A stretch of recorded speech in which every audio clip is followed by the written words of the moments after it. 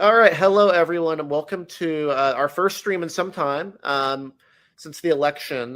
We've been a little bit quiet, but we've got some new stuff for you here today. We have Lou Jacobson and Jessica Taylor from the Almanac of American Politics here to talk about their latest edition of the Almanac. If you followed us for some time, you have known that we've kind of done this with these guys for a while.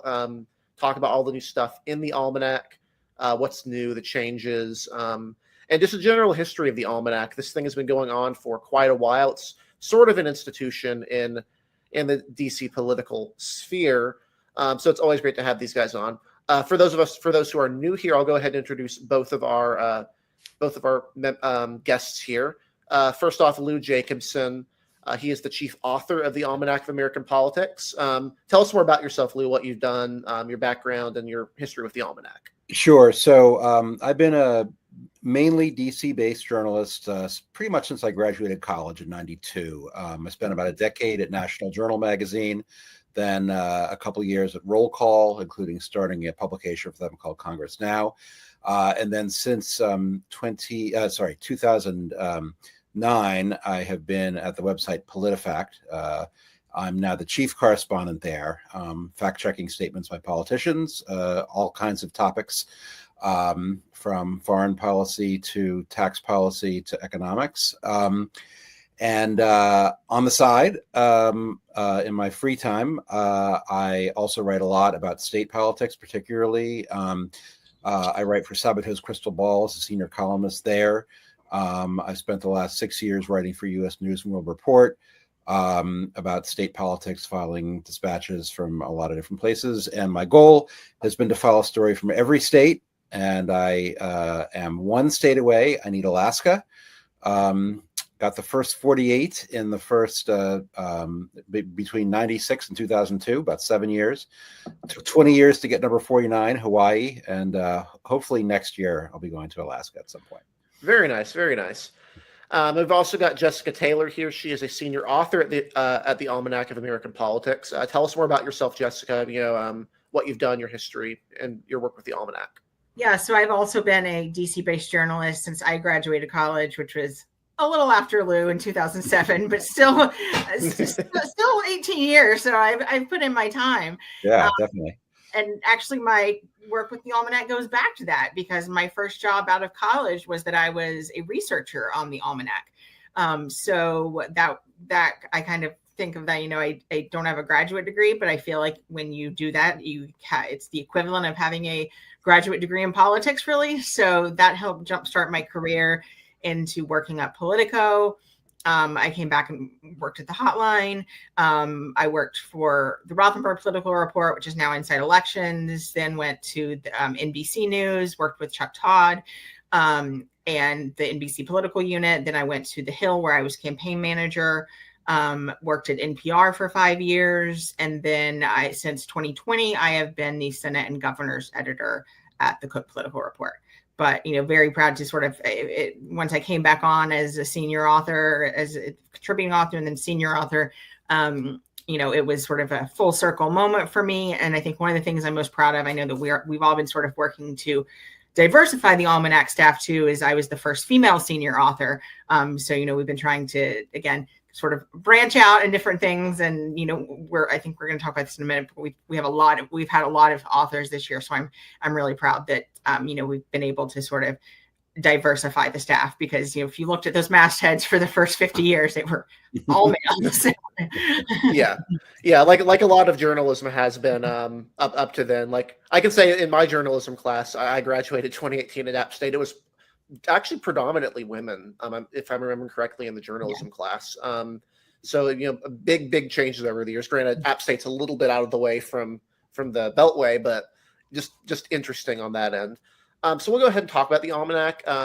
We last had Lou and Jessica on in 2024 for their update of the Almanac. That was after a lot of stuff had gone on. You had the redistricting cycle that had just happened. We've actually had redistricting even since. Then we're going to have redistricting soon. So you're going to actually have new material for the next Almanac as well, in all likelihood. It seems like this is going to be a regular feature of politics now for some reason. But I'll throw it out to both of you guys. What's new in this edition? This has been running for a long time. you can go back and find print copies from decades ago. That's what kind of makes this so interesting. Back before the internet, back before you had all of these insular coverage of specific districts, locations, you would go to the Almanac for that. And you can still go to the Almanac today and find that from really, really good writers and journalists. So what's new this year? Yeah, so, well, one thing that's new is I'm now the chief author. This is my 8th edition, starting with the 2000 edition. And what happened was, well, first of all, I'll take a step back. So it was founded in 1972. Michael Barone, Grant Ujifusa, and Douglas Matthews founded this. And Michael has said that, he really never intended this to be a biennial book. But it turned out that way. And I'm sure he's happy that it turned out that way, but it was never really the intention. And it's now come out every 2 years since 72, had our 50th anniversary 2 books ago, I guess. So Michael was the driving force and leading writer on the Almanac from 72 until about, I think, the 2016 edition. And then Rich Cohen, who had been his co-author for a while, became the chief author for 5 editions in a row: 2016, 18, 20, 22, and 24. I will just jump in for a second. I mean, Rich really kind of rescued the Almanac, because there was a time where we weren't even sure if it was going to have another edition. So I think Rich deserves a lot of credit. And that's how I met Rich, was he was the author. He was one of the co-authors with Michael Barone when I was the researcher. So that was the 2008 edition that I worked on. So yeah, Rich just deserves a lot. Rich has put his heart and soul into this too, really. So he definitely has it, and he's been my mentor, starting at National Journal and then the Almanac. So Rich decided a few months ago, I mean, like maybe around November or so, that he wanted to take a step back. It doesn't mean that he's not involved. He still is the co-author, and he did all the freshman profiles, which he has done for the past several cycles. But he did want to step back. And so for the first time in a long time, we basically expanded our writing staff. So they made me the chief author, and I sort of had to immediately set about finding, I think we ended up with like 15 to 18 new writers, which basically Rich had been doing all that work. And so it took about 15 to 18 people to actually duplicate what Rich was doing all these years. I can read off some of their names. I think some of the folks watching this might know who they are. Leah Askaranam, Kirk Botto, Sam Brody, Nick Field, David Hawkins, Matt Holt, Abby Livingston, let's see, Ali Mutnick, Rob Oldman, James Pindell, Nathaniel Rakic, Jeffrey Skelly. Those are some of the folks. I didn't even name everybody there, but all of them, thankfully, pitched in with about the sort of average was about 30 house profiles, which includes the profile of the member and the profile of the district. And we have a research staff that Rob is in charge of, which helps produce a lot of clips for each of those. Well, actually, I guess mainly focusing on the member profiles for this book. Some took some Senate races, but so we built a spreadsheet to keep all. I mean, there's like more than 1,000 individual chapters here: members of the House, the Senate, districts, governors, state, presidential chapters, redistricting chapters. So it was a lot of work to keep straight. And my colleague Max Sinsheimer, the editor, was really he did a great job keeping everybody fully informed about what needed to be done when. So we basically start work on this right after the election, maybe a few weeks after the election. And we had people turn in like 1/3 of their profiles like at the end of December, 1/3 at the end of January, and 1/3 at the end of February. Then once they're all in, took some time to edit them. we between that sort of March, April, May, even into June, we were paying attention to things that were happening. So we were trying to update. So there are even some references in the book, which just went to the printer a couple of weeks ago, to like, such and such happened in June, and it's going to be out in September. So we just barely got Tom Tillis not running in there. I think that was the last change we had. I think the very Don last Bacon and Tim Tillis right around the same time. We were literally planning to send it off to the printer. Yeah. The long night where they were doing the Senate consideration of the big beautiful bill, and I had to convince Max, okay, we definitely have to rewrite some things here. That's fundamentally very substantial for especially Tillis. That was definitely. Again, I'm from North Carolina, so that kind of came out of nowhere. But at the same time, if you look at some of the stuff that's been going on, especially around Medicaid expansion, this actually kind of tracks to a large degree there. Yeah. So definitely good to have that stuff up to date. Yeah, I've been hearing early on he wasn't super enthused about it, but I've been assured that he sort of got on board. So when I saw his speech from the night before, I guess I wasn't super shocked. And the fact that he then, was opposing the new DC U.S. attorney and things. So, I had updated his profile with all the Hegseth stuff and everything. So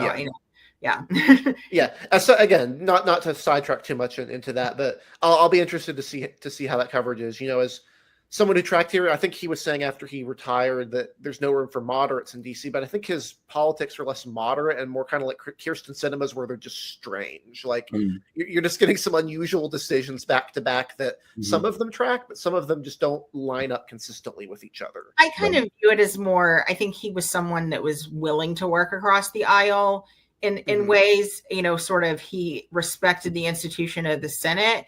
When someone like Roy Blunt or Richard Shelby left, I mean, you wouldn't call them moderates, but I think that they were sort of pragmatists in the Senate and sort institutionalists. of institutionalists. Yes. Yeah. So again, he voted for the infrastructure bill, voted for CHIPS. I believe voted for a handful, like not the huge Biden bills, but like some of the bipartisan stuff that passed with more than 60 senators. Yep. And there's already been multiple fatalities on both sides from backing all of that stuff. So interesting to look at. But so one thing in the current edition, 2 years ago, we had a kind of frightening thing happen, which was right before we were supposed to send it to the printer, we found we were 200 pages over the limit. And by the limit, I mean, like literally the spine would not hold the paper correctly if it were that long. Yeah. So Rich and I had to cut 200 pages at the last minute, and that was not easy.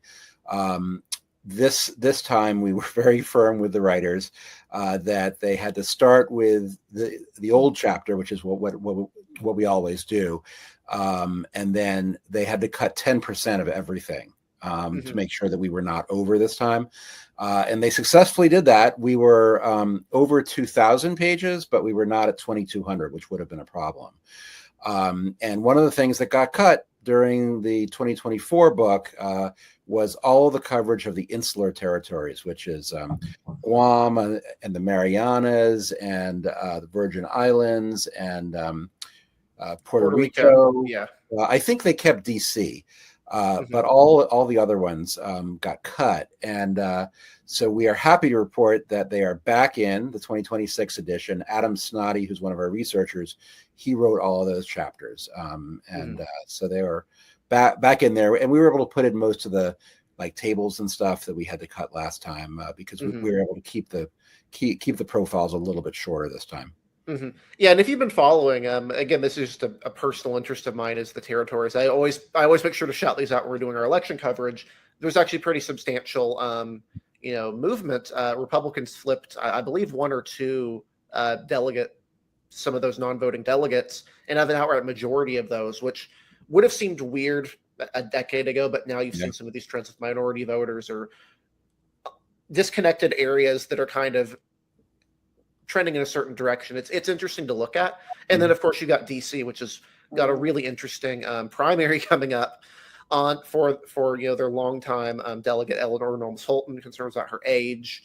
Has says she's running, and then her staff says they don't know. Like, yeah, yeah. It's very possible they have a new delegate coming up for the District of Columbia. I'm actually not sure if they've ever had anyone other than Eleanor Holmes Norton, or at least not in decades. It's been some time since they've had change there. It's been a long time. I think Walter Fauntleroy was the one before. Yeah, I'm actually wondering if that would even predate the Almanac. How far back it's been since she's been in. It'd be pretty far back, but it'd be interesting to look at. I think she probably goes back to the 80s. I'm guessing. Yeah. Yeah. That sounds about right. Yeah. So 1991. She was elected in 1990. Wow. Okay. That's a lot later than I would have thought. Okay. Yeah. In addition to being the overall editor, I wrote the overview chapter this time, which I called the tennis serve election.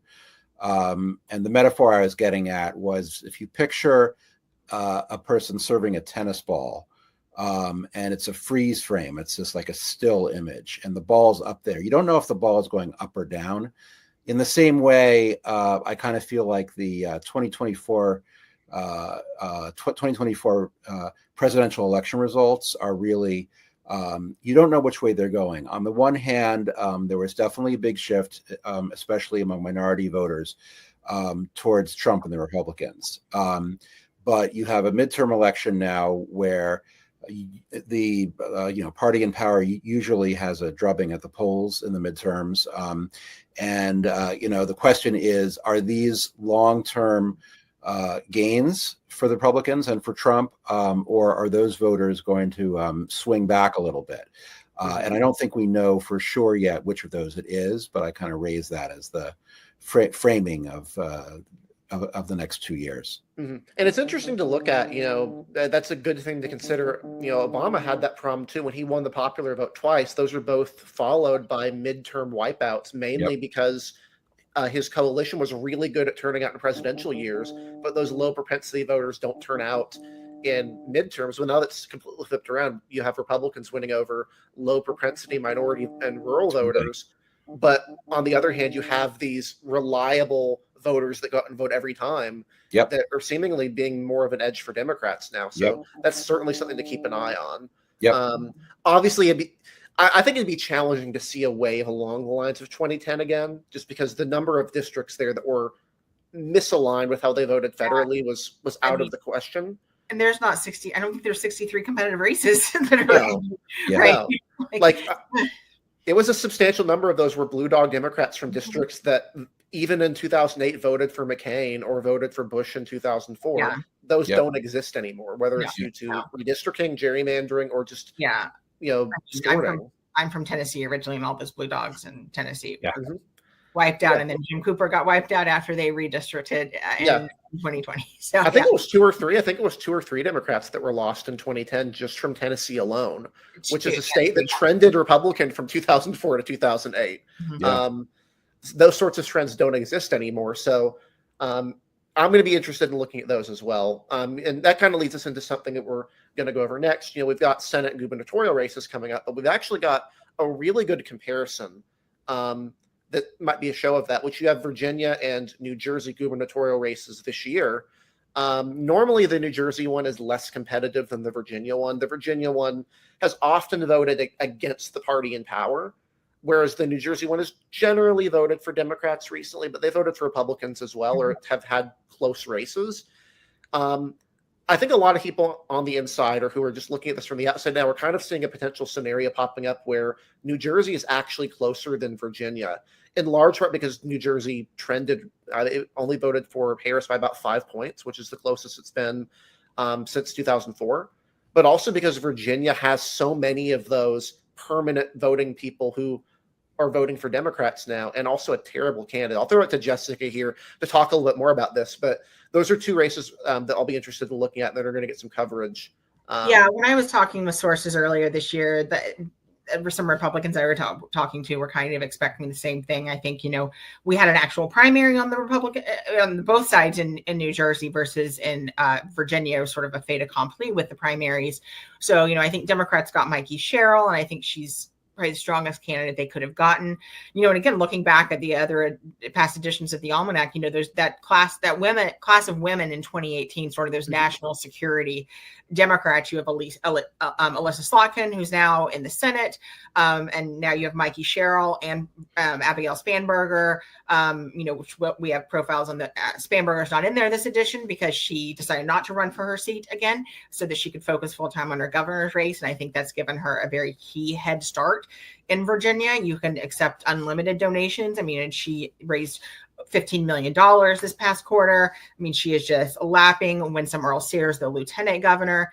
I think, it really spoke to, I think in 2021, it got back to that backlash against the incumbent party because, the last time we'd had a Democrat in office with Obama in 2012, you had that backlash didn't happen in 2013 for a couple of reasons. I think Ken Cuccinelli was a weak candidate. He hadn't united the Republican Party because you had that primary with Bill Bolling, the lieutenant governor. And then also a government shutdown happened right before that. That was when Ted Cruz decided to shut down the government over Obamacare implementation. Virginia is so driven by what happens in DC because the largest chunk of voters is where I'm sitting right now in the Virginia suburbs and things. And so you look at everything that's happened since Trump took office, just attacking federal workers, DOJ, cutting positions.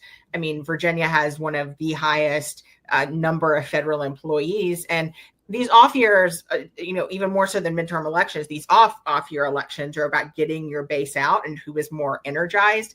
And right now it is those workers, not just in Northern Virginia, but there's a lot of military contractors out in the Northern Neck and Virginia Beach. And that's sort of the crucial swing area because, Winsome Sears is from there, but now she lives in Winchester. But Abigail Spanberger has represented Richmond and then parts of Northern Virginia. So she's better known there. I think there's a lot of questions right now, especially over the past week, about Earl-Sears' campaign.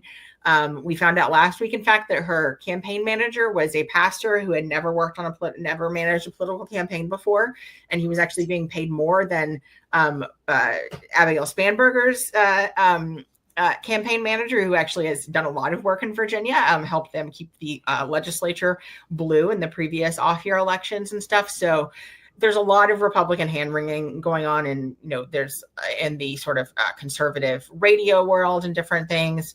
We still have both of these rated lean Democrat, because we're not getting a lot of polling right now in these, which is a little frustrating. But I think when you look at Jack Ciattarelli has run before in New Jersey, he's better known. He did have to sort of double down on his support for Trump in order to win the primary, which is a little different than, when he came very, very closer than anyone expected, including myself, to knocking off Phil Murphy in 2021.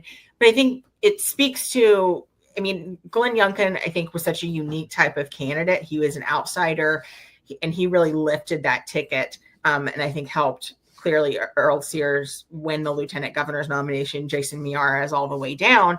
You even have a lot of disunity within the ticket because with Earl-Sears and Youngkin, against John Reed, who is the lieutenant governor nominee, they've sort of said they're mending fences, but I think there's just a lot more acrimony happening in Virginia, and it is overwhelmingly on the Republican side. Whereas I think Democrats, there was some talk early on, would Bobby Scott challenge Abigail Spanberger in the primary? There was questions about her support among African Americans, but I think that we've really kind of seen, people, Democrats sort of rally behind her. I think just because they can flip that state. And, again, another thing I'm watching, if is sort of a repeat of 2013, where it's already, I think, clearly in Democrats' favor, because that September 30th funding deadline is happening again, and we could be headed for another shutdown. So, yeah. The question is how much of a whip they're able to put behind the Freedom Caucus types. They've been able to govern more effectively in terms of passing bills than I certainly would have thought, but if there's one thing these guys like, it's government shutdowns. They really, really like at least the threat of them. So definitely something to keep an eye on. And we've also got, Senate coverage, Senate races that were being talked about. You mentioned Tom Tillis in North Carolina being included in there, which means we're basically up to date on all of the Senate races. What are some of the ones readers might want to take a look at in the Almanac for the cycle? I mean, I think even if you were following the 2024 elections, I think what I love doing is actually some of the profiles of the new members. I wrote a lot of the Senate, most of the Senate profiles of the new members. So, having covered these races so closely and having interviewed a lot of the candidates, when it comes down to, writing them, actually, I find it's a lot bigger of a lift to do, I will say, than just updating a few paragraphs. But I find it really rewarding to kind of write those profiles. So, I really enjoy doing Tim Sheehy's in Montana, actually going through all of his military service and then controversies with, with his being shot and when he was shot and different things. So it kind of, we were a couple of months removed from 2024 when we started in these, but, it kind of brought all of it back. We have profiles of two of the just appointed members that will be up for re-election, John Husted in Ohio and Ashley Moody in Florida. I didn't write Husted's, but I did Moody's. And so she has a really interesting backstory too. Just she's been was one of the youngest judges ever elected in different things. So, she'd just been, named when I worked on her, she'd just been named to succeed Rubio. So I think just finding out a lot about her. So, and then, I always like to do the, people who are up again, Susan Collins will certainly be, how she's managed to survive and different things. So I think digging in on her, especially with Appropriations Committee and different things. John Ossoff, another member, of course, that's the most endangered Democratic incumbent, in large part because most of the Democratic incumbents in endangered seats aren't running. We've gotten in somewhat into John Cornyn's profile in the primary. Obviously, a lot more continues to happen in there as we're watching that one and stuff. And I think, Rich, or Lou, I think we did end up, did we get the Joni? I think we got the Joni Ernst stuff in there about the Medicaid world. Yeah. So Joni Ernst's remark at the town hall and things, because with this map that we're looking at, flipping the 4 seats that Democrats need is still a humongous lift, because they have to still defend North Carolina. They need to defend Georgia, and they need to defend the open Michigan seat. Of course, their best opportunities are in Maine and now the open North Carolina seat. But beyond Maine and North Carolina, every other seat is a double-digit Trump state. So, again, can they put in Texas, even if everything goes right, if they nominate Ken Paxton, a lot of stuff is in the Ted Cruz profile. Of course, I think it's worth checking out that one, just about the race that Colin Allred ran and how that happened if he ends up being the nominee. Ernst, we won't have in there when she makes her decision, because book will probably be pressed then. But there's still, I'm not fully convinced by any means that she's actually gonna run again. In Alaska, there does seem to sort of be this push and pull between the Senate and the gubernatorial committees, because they want Mary Peltola to run for governor, but then the DSCC wants her to run for Senate. Same thing happening in Ohio. What does Sherrod Brown do? Does he challenge John Husted, which I think would be a much tougher task, or does he run against Vivek for Ohio governor? So, we even get into, with Gary Peters' surprise retirement that, and there, of course, I covered a lot of his work at the DSCC for the past 2 cycles and how, and different things. So, again, when you have to get to the 4 seats, I still think it's difficult. They have to have a perfect storm. Are there some indications that could be happening? Yes, all of the seats I've shifted in the past few months have all been toward Democrats. As we record this, we're still waiting on Roy Cooper's decision in North Carolina, of course, but Republicans are kind of left still searching for a Tillis replacement, and that field could be frozen for some time, because recently Laura Trump said she's not going to decide till Thanksgiving. She actually would have to re-register in North Carolina by September, though. So because she was considering being appointed to the Florida seat that Ashley Moody took. Yeah, exactly. So she's registered in Florida now, so she would have to, in order to qualify for, by the time filing happens, she would have to re-register. So we could get. Even though she says she won't decide till Thanksgiving, she would have to take that first step. So if she doesn't take it, that will tell us our answer and different things. But again, I'm looking to see what kind of recruits Democrats are getting. Roy Cooper, my crystal ball right now, I think there's a really, really strong chance he's going to run. From everyone I've heard from. So I think that race becomes really interesting. Democrats in Michigan, though, they didn't have a primary last time, and that helped Alyssa Slotkin. But now, if you're looking for a primary that could tell us the most, I think, about the direction of the Democratic Party, it might be in Michigan, because you have sort of Haley Stevens, who's the establishment type. She's APAC. She's helped work in the Obama administration on the auto industry bailout. Then you have Mallory McMorrow Rogers, who kind of had this viral moment in the state Senate. She's been able to ride that. I think that helped her in this past quarter, raise the most money of any candidate. And then you have Abdul Al-Sayed, that's sort of, the progressive Bernie Sanders type and things. So you kind of have all sort of facets of the Democratic Party represented there. So that's actually one of the most fascinating races to me. Yeah, but it's definitely, again, as a North Carolinian, I'm following that race closely, but it's also worth noting that, if those are the top two Maine, which has not had a major Democratic candidate announced yet. I mean, granted, unknown candidates have won races before, but you would expect someone with a name to have announced by now. Yeah, I think they're all waiting on what Janet Mills does. Yeah, that's fair.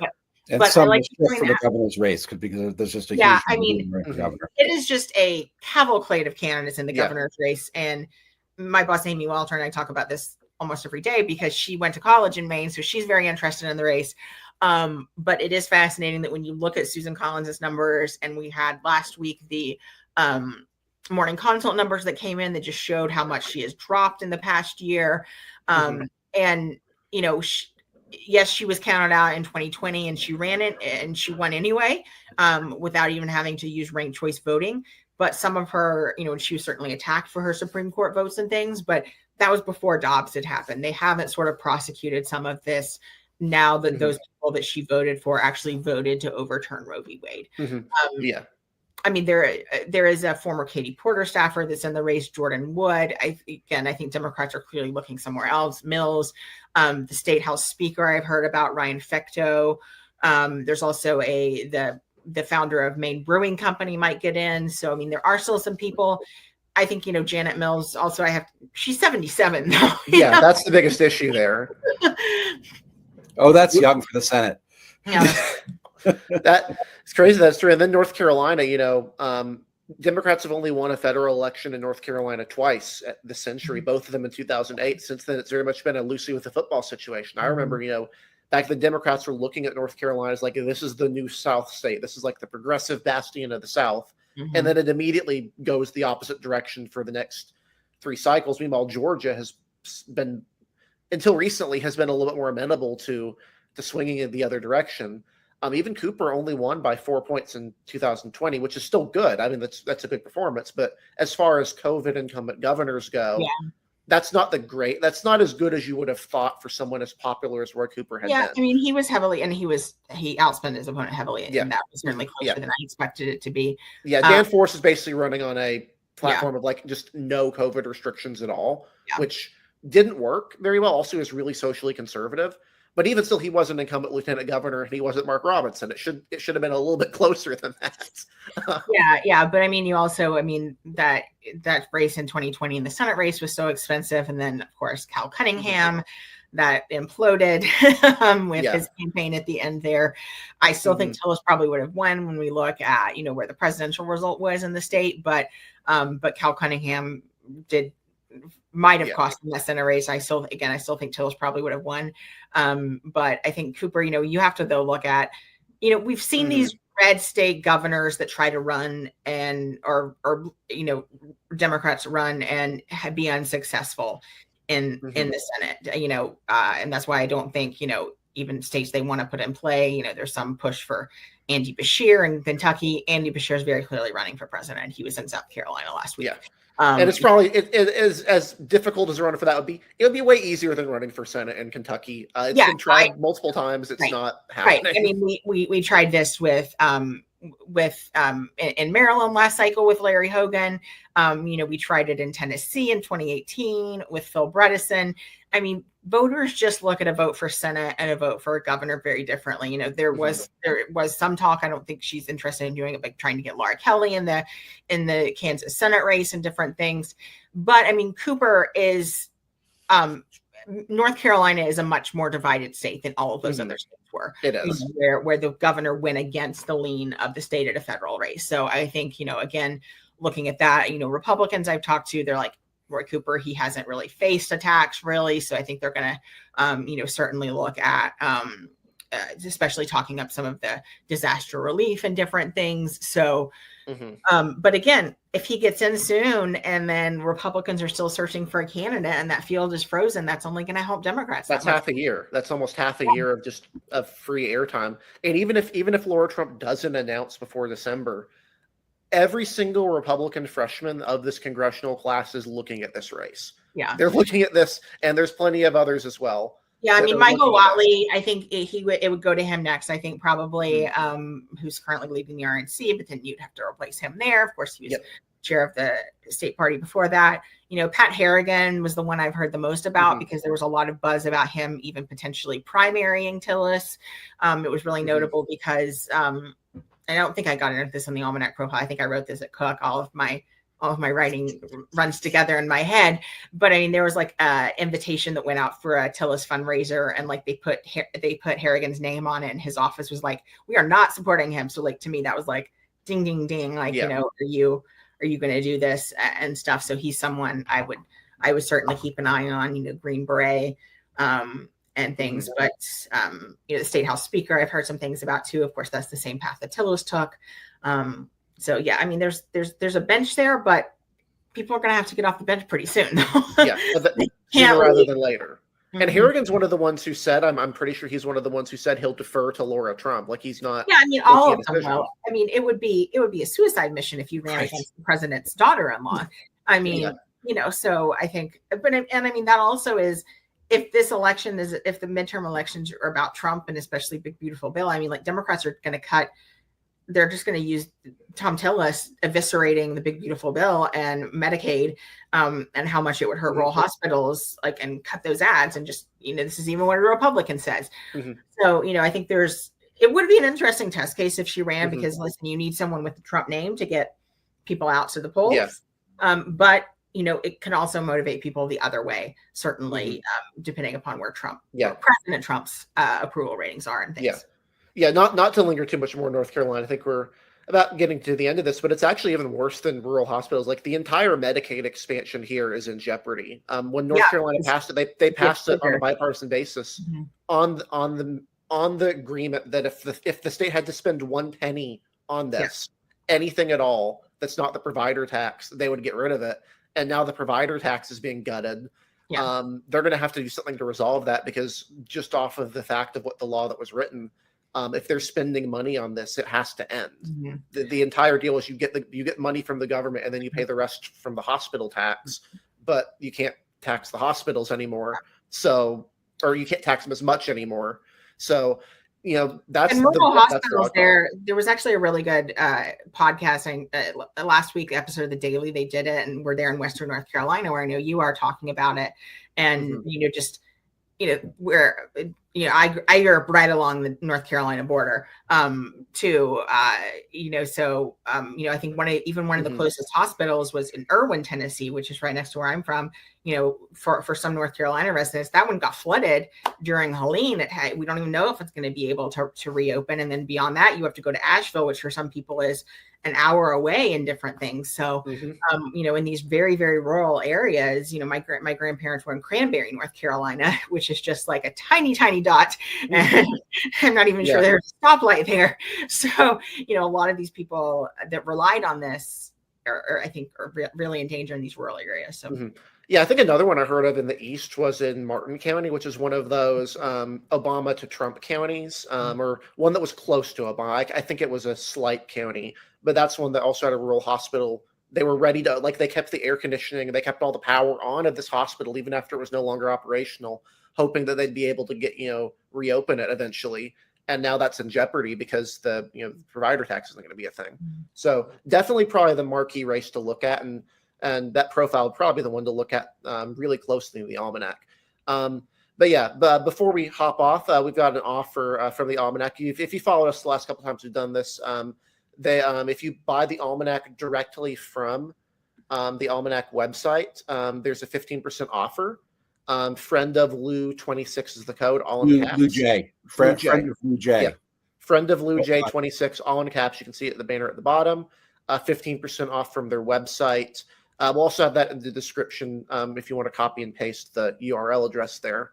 But great opportunity to get the Almanac for a little bit of a discount compared to something like Amazon or a third-party retailer. And it's definitely a really valuable resource, especially even to look back on in the future. I know people on Twitter all the time will go back, they'll post, I think Drew Savicki is one who does that. He'll look at like the 2000 Almanac and look at the people in there who are retiring, or the freshman class of that, and like how expectations, or even the district profiles, like something that's completely transformed from the last time it was written to now. Even if you look at the Almanac from 2016, you look at Rashida Tlaib's district, Dearborn, all those areas voted very strongly Democratic. The last cycle, the district still voted really Democratic, but Dearborn marginally voted for Trump because of third-party votes for, Jill Stein or the Green Party and Gaza protests. So really useful stuff to look back on and compare between. But I want to thank our guests again for coming on here, Lou Jacobson and Jessica Taylor. Always look forward to having these, and sure we'll be back in the next couple of years when the next volume comes out. Sounds good. But again, you can follow Lou Jacobson at Lou Jacobson on Twitter. He has his Twitter handle there. Jessica, if you want to plug your Twitter handle. I'm just at Jessica Taylor. So. Yep, perfect. And before we hop off, is there anything else you guys are working on outside of the Almanac you want to look at or tell people to follow?